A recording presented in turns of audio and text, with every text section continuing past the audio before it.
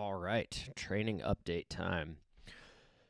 So, since the last video, did pretty much 400-meter repeats, recovery run, and my longest run of the year. And everything went pretty well. 400-meter repeats, again, hit my goal pace or faster on every single one of them. And as has been kind of the trend lately, I did not want to do that workout. So I definitely had to force myself through all 10 of the repeats, including forcing myself to putting on my running shoes. Uh, that one took some mental fortitude to just get out the door, and has lately. I think mentally I'm definitely ready to be done with the toughest part of the training and start on my taper. But I did it. No modifications, no additional rest, no missing times. Got it done. So I'm proud of that, and that is it's not it on the 400s. I do still have some left, but I don't have any more of the full set. So I think the next time I do 400s might be literally the last time I do them, and I only have to do 6 of them instead of 10. So, 40% fewer sounds beautiful to me. Um, that is a nice feeling. So that part is behind me now, as is my longest run of the year. So I did 22 miles on Sunday. I wanted to do it a little earlier in the morning than I did. Probably didn't get out the door until 9 o'clock. That could have been better. But, it is what it is. You got to sleep. and I got it done and felt pretty good for most of it. So sustained my paces. I think I slightly negative split it. And my last or two of the fastest 3 miles were, my two fastest miles were the third to last and second to last mile. And then the last mile, I intentionally slowed down the last quarter of a mile. But I was on pace for that to also be one of my fastest miles. And I definitely felt like I could have kept going if I needed to. So that felt good. Now, for context, I was averaging I think I averaged an 8:08 pace, maybe 8:08 or 8:09, something like that. Close enough. And I, I'm happy with that. I mean, I've done long runs at okay, so it was 8:07. Sorry, 8:07 pace. So 2:58:30 for 22 miles. Have I run longer runs faster than that? Yes, but I don't think that's really the point. It's a solid pace. It was sustainable. And to me, the most encouraging thing I took away from that run is that I think I've got a pretty good nutrition strategy, nutrition and hydration. So I've been making my own gels, or I guess you could just say nutrition. It's not really a gel, it's more like a smoothie. But I've been making my own nutrition here for a couple weeks now, and that really seems to work for me. No noticeable GI impact, and just generally, like it tastes good. The problem I run into with a lot of gels is it's just too sweet. It's just too much sugar, especially if you're drinking Gatorade or Powerade or some form of sports drink. In addition, it just, by the time I'm done with a long run, the last thing I want is anything sweet. And this recipe that I'm using has enough other stuff in it too. So it's got avocado, it's got nuts, and it's got a teaspoon of salt in it. So it has enough non-sweet things to kind of balance out the naturally sweet. It's got a banana, it's got berries, and it's got honey in it. So there's definitely plenty of sugar, but it's not cloyingly sweet, like a lot of the gels I've had in the past are. And that just gets to be too much. I think it starts to turn my stomach over a long enough period. And I also worry that it's not actually enough calories. Whereas this mix here, it's not just sugar, it's got protein, it's got fat. So there's more to it, I think. And that really seemed to work. So for breakfast, I had a piece of my homemade sourdough bread with peanut butter, bananas, and honey on it. And I ran pretty shortly after I ate that. And then, so I didn't take any nutrition on board until about 40 minutes into the run, except for I had Gatorade. And so I had some sips of that. And then I started taking the nutrition on board at about 40 minutes into the run.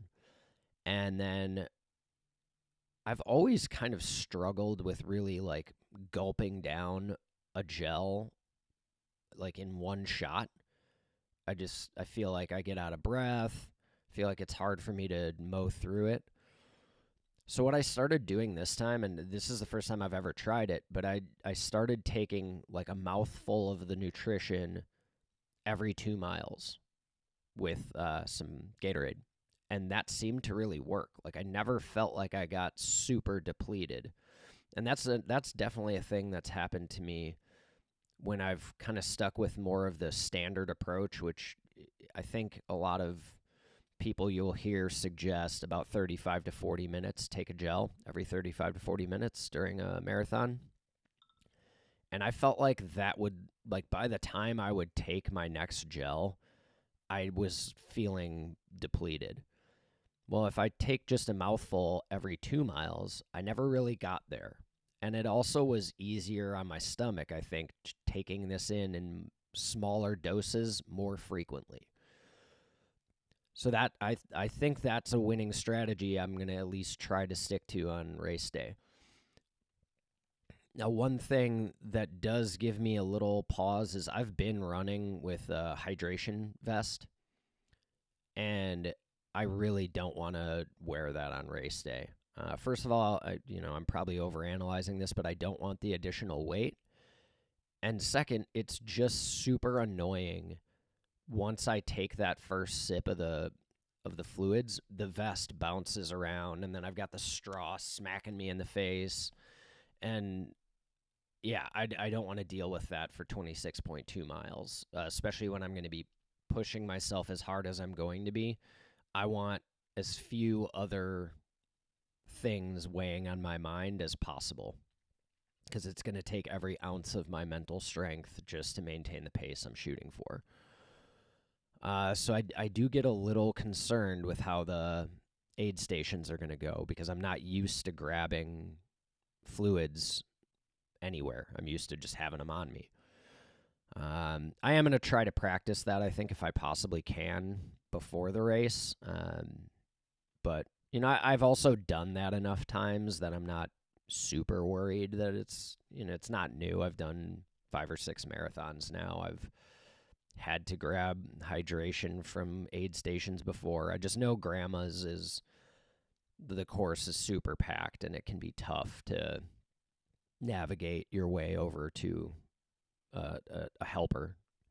So I don't know. I am still going to stick with that, though. I don't want to carry the extra weight. I need all the help I can get to hit this goal time. So, but anyway, the nutrition thing worked, and I feel like that's something that I haven't always had super dialed in. So that's another encouraging thing. And I think where I'm at in training, longest week of mileage is behind me now. Didn't quite hit 70 miles, but I was upper 60s. Good amount of miles. I mean, listen, I'm not a pro runner. I'm not hitting triple digits. Got a full-time job and 3 kids. I'll call it a win that I got to almost 70. Longest week is behind me. It's downhill from here. And I'm feeling pretty good. Like, everything seems to be aligning for me to at least have a shot at the goal time. Like, I don't think it's totally out of the question. And looking back on previous marathons I've run where I had the exact same goal, I'm like, why did I think that was going to work? Looking at this training plan versus those, I definitely feel like I'm better prepared coming into this race than I've ever been for any marathon, honestly. Now, that doesn't guarantee me a thing. Again, I've said it in multiple videos here. I've been humbled by this distance, I think, enough that the message has sunk in. Like, everything's still going to need to go right on race day.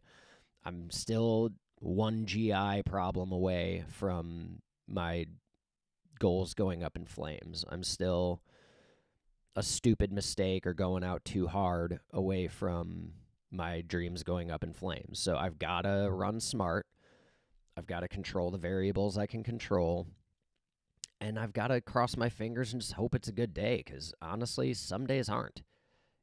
Even if you're prepared, even if you're trained, some days you just don't have it. And I think you can kind of push your way through that in shorter races. But at a marathon, that stuff gets exposed. And if you don't have it that day, the distance is just too long for you to, I don't know. Maybe David Goggins could overcome that and, not on his best day still perform his best. And, that is something that I'm thinking about a lot. So when I was running on Sunday, no music, no podcasts, I'm not listening to anything. A 3-hour run does get to be a long time to spend in your own head. And there were definitely times where I would start to feel like my breath was coming a little more ragged, and I was starting to feel fatigued. And then I would kind of check myself mentally and say, is this real, or do I just not feel like running anymore? And as soon as I'd start thinking that, it was weird. It was like the energy kind of flowed back into my legs a bit, and I could keep going. It's like, okay, how much of this has always been in my head? And the body had more to give. It's just my mind shut down, or my mind got tired. And so that's something I've focused on a lot throughout this training as well, is just training the mental toughness to not give in when you're tired. And trying to know the difference between tired and exhausted. Tired is, I don't really feel like continuing. Exhausted is, I can't continue. And that's a line I don't know that I've always been able to push. I think it was one and the same for me. Once I was tired, I was exhausted. And I'm really trying hard to beat that back, because I know that's going to happen on race day for sure. There's just no way. I'm not gifted enough as a runner that I'm going to go out there and just cruise through 26.2 miles in a pace that's going to deliver me to the finish line in under 3 hours. That is not going to happen. I'm going to suffer. I'm going to have to bleed to do it. So I want to have something to reach back to when that moment inevitably comes on race day. I want something to draw on and say, yep, I've felt like this before, and I pushed through it, so I'm going to push through it now too.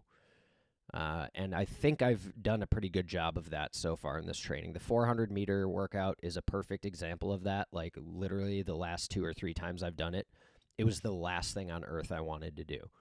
And from 400-meter repeat 1 all the way to 10, I had to kind of coax it out of myself. I had to sit there. I had to say, you're doing this. We're not quitting. We're not taking extra rest. We're going to do this workout as written. And that's something I have not always done in the past. In fact, if I look back at any marathon training program I've ever done, I know there were times I quit on workouts. For sure. I could think of multiple. And I've done a much better job this time around of not doing that. And I didn't miss very many runs. So, yeah, as of right this second, I mean, my body's tired. I can tell you that much. I am ready for the taper physically and mentally. But all things considered, I feel pretty good about where I am. I feel like I've done the best I could have in training. I don't know really how much I could have improved upon things in my approach for this training program. And if this doesn't work out, I don't know what would have. So, at any rate, that's where things are at. The longest week of training is done. Now we this week is basically the same as last week, so I still have 2 speed sessions. They're still full on, no difference in the distances or the number of repeats. So I still have, this week it's 5-minute intervals and tempo miles, still 5 of each. So that doesn't change.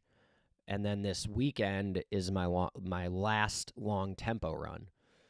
So again, there's still things to be done. There's still work to be done. But I feel really good about where it's at, and I will not hit the same distance ever again that I hit this last week. So it does begin to taper off. And then the following week is when the taper well and truly begins. So that's when the number of repeats I'm doing on my speed sessions goes down, the distance on my recovery runs goes down, and, then it's literally all downhill until the race. So that's where we are. Feel pretty good and ready to see what I've got this week and ready for it to be over. All right. Later.